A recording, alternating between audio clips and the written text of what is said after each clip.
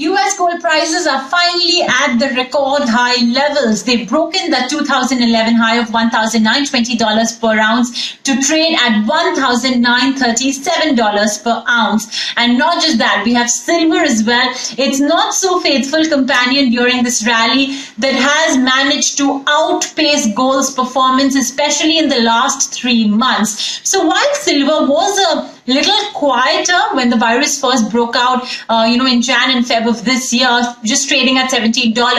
What a stupendous rally since then. Yes, it plummeted to a low of $11 per ounce in March, but from those levels, it's more than doubled in the last 4 to 5 odd months to now trade at $24 per ounce. So yes, there's this entire economic uncertainty that has been brought about by the COVID-19 induced lockdown. But what's further adding fuel to the fire has been the US-China showdown of sorts, with relations further deteriorating as both sides shut down embassies and consulates in the other's country. So that's adding, more firepower to the rally in gold, to the buying in gold. But for silver, the reasons as well attributable for silver were a little different. People spoke about how when the economy recovers, there will be further usage of silver as an industrial metal, because do note it is used in the 5G cellular technology, in telecom, among many other uses. But however, if that's the case, gold should finally start settling in a little lower, or at least it should stay stable. But that's clearly not happening. So this seems to be a speculative trading kind of a rally, a FOMO kind of a rally, with gold already rallying to the levels that it has. People don't want to miss out on it. So it clearly seems to be more speculative in nature. Not to mention, trading volumes as well have seen quite a rise, especially on the COMEX in the last 3 to 4 trading sessions, which as well is particularly interesting. Some players are even considering booking profits at these levels.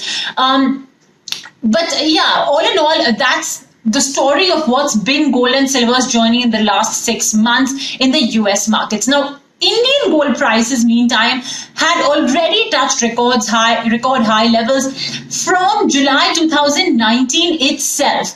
The reason being the depreciation in the rupee.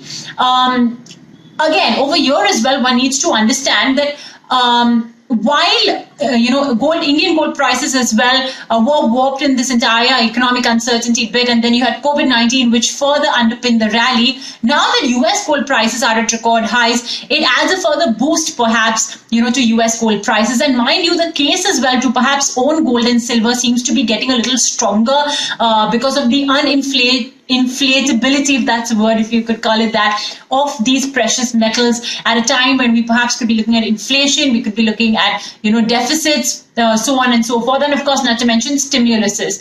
But yeah, for the retail investor who may be a little picky at this point of time, as they may find these high prices pretty unsettling, that one method that a lot of personal finance experts swear by for equity mutual funds is SIP.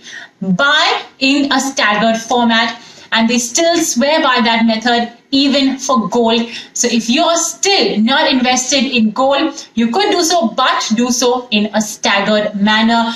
Do so because it's a hedge to your overall portfolio and a good portfolio diversifier.